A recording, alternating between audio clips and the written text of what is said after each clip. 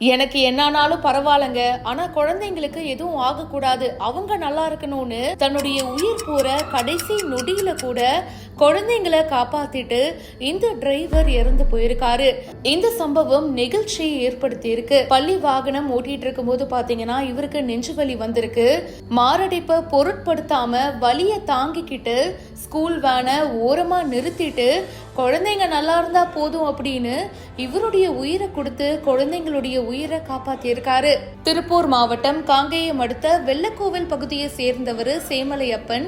வெள்ளக்கோவில் ஐயனூர் அருகே இருக்கிற ஒரு பிரைவேட் மெட்ரிக் பள்ளியில கடந்த 8 மாசமா வேன் டிரைவரா வேலை செஞ்சுட்டு இருக்காரு.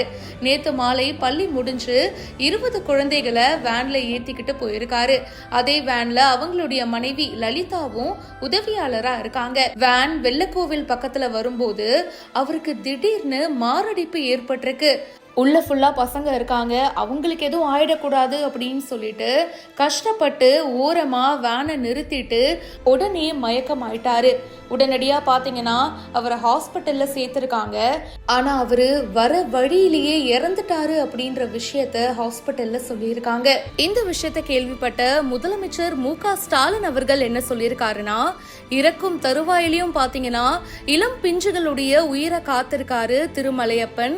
அவருடைய மறைவுக்கு ஆழ்ந்த இரங்கலை தெரிவிச்சுக்கிறேன். அவருடைய மனிதநேயமிக்க செயலால புகழுருவில் அவர் வாழ்வார் அப்படின்னு சொல்லியிருக்காரு. இந்த விஷயம் நெகிழ்ச்சியை ஏற்படுத்தி இருக்கு.